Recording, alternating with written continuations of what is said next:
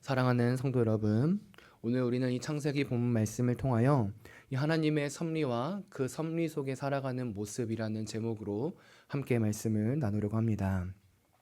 오늘 우리가 함께 읽은 본문은 이 요셉과 형제들이 다시 한번 만나게 되는 장면을 보여줍니다.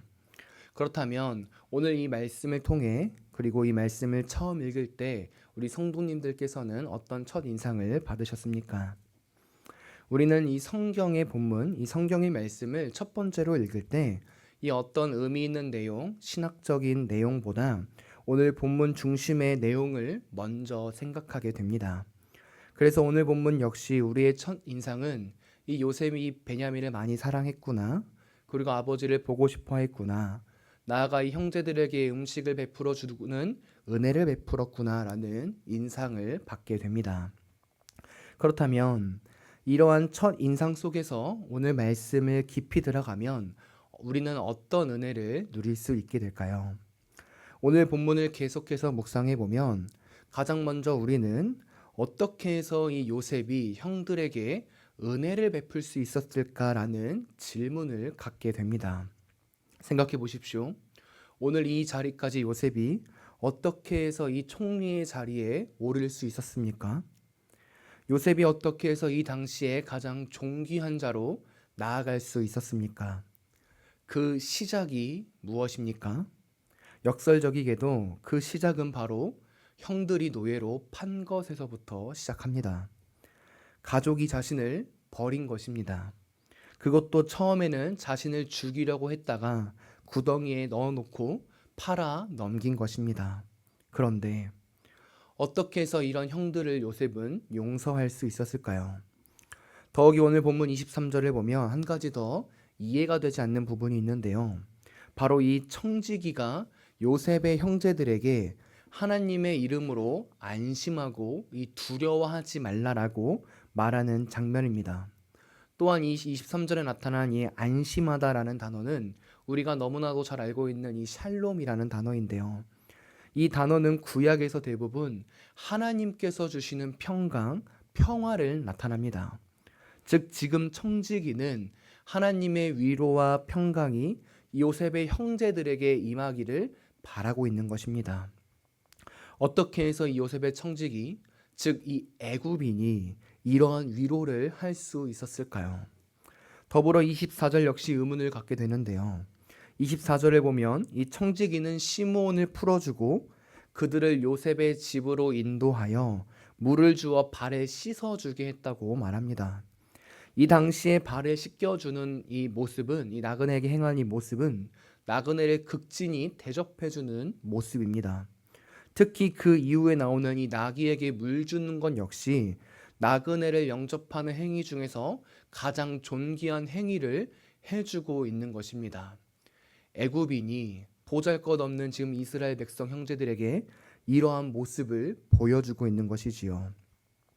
이 앞선 문맥과 보면 아마 요셉의 명령으로 그러한 것처럼 보입니다.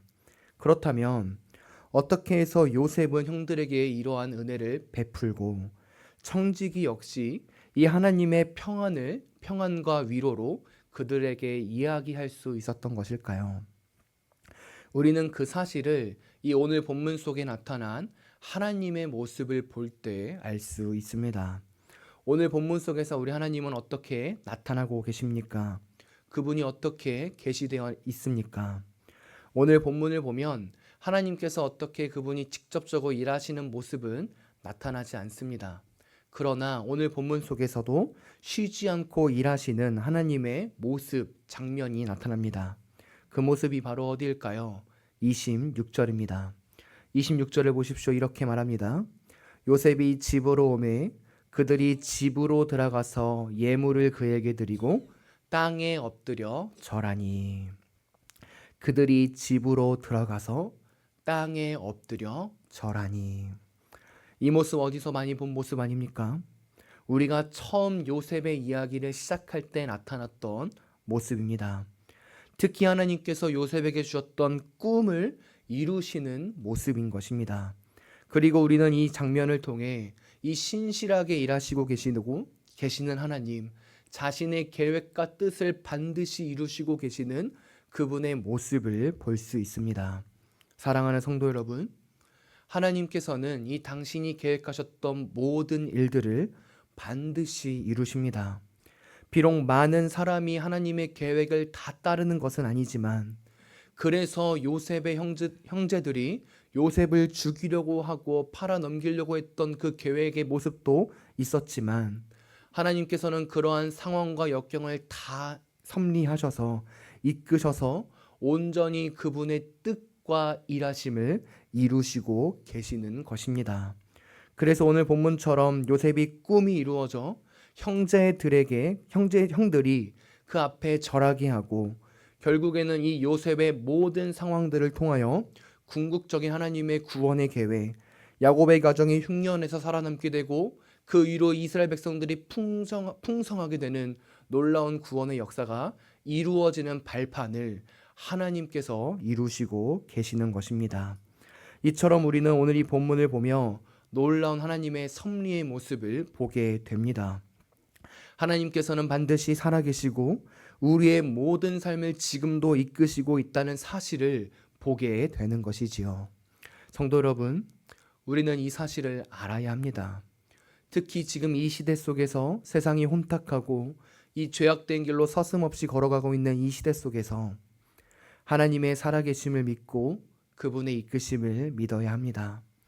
어떤 상황 속에서도 하나님께서는 자신의 계획을 선하게 이끄시고 계시다는 사실을 우리가 보아야 하는 것입니다. 그리고 놀랍게도 이러한 하나님의 살아계심, 이 역사를 주관하시고 계시는 하나님을 믿고 따르는 모습을 보여주었던 자가 오늘 본문 속에서 나타납니다. 그가 누구일까요? 바로 요셉입니다. 요셉을 보십시오. 그는 형제들이 자신 앞에 나왔을 때 그의 권력을 가지고 그들을 원수됨으로 갚지 않았습니다. 오늘 본문의 말씀과 같이 잔치를 베풀었고 그들을 용서하였습니다. 그리고 이러한 요셉의 모습은 자신의 일생 속에서 자신을 바라보지 않고 환경을 바라보지 않고 오직 하나님의 이끄심, 섭림을 바라보았던 신앙, 즉 하나님을 중심적으로 바라보았던 그 신앙 때문이었습니다.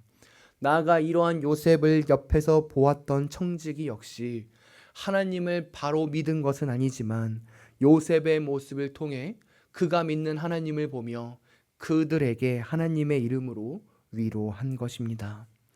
더불어 이러한 하나님의 섭리 가운데 나타난 은혜가 오늘 본문 가운데 한 구절 더 나타나는데요. 바로 34절입니다. 이 34절에 나타난 형제들의 모습을 보십시오. 요셉이 베냐민에게 다른 형제들과 다르게 이 음식을 5배나 주었다고 합니다. 그러나 그 모습 속에서 이제 형제들은 시기하거나 질투하지 않습니다. 채색 옷을 입었던 요셉을 시기했던 형제들의 모습이 이제는 나타나지 않는 것입니다. 나아가 이러한 형제들의 변화는 앞으로 보게 될 말씀 속에서 더 자세히 나타납니다. 특히 베냐민 자루의 은잔이 발견되자 형제들은 이 베냐민을 살리려 함께 다시 요셉에게 이집트로 애굽으로 돌아가고, 유다는 베냐민을 살리기 위해 앞선 본문에서 야곱에게 자신의 목숨을 담보로 잡았듯이 그 요셉 앞에서도 자신의 목숨을 내버리는 모습을 보여주기도 합니다. 이처럼 형제들도 이 요셉 사건 이후 하나님의 섭리하심 속에서 그들의 모습이 변화되는 모습을 발견하게 되는 것입니다. 분명 어떠한 섭리가 그들에게 정확히 있었는지 이 앞장이나 본문 속에서 기록되어 있지는 않습니다.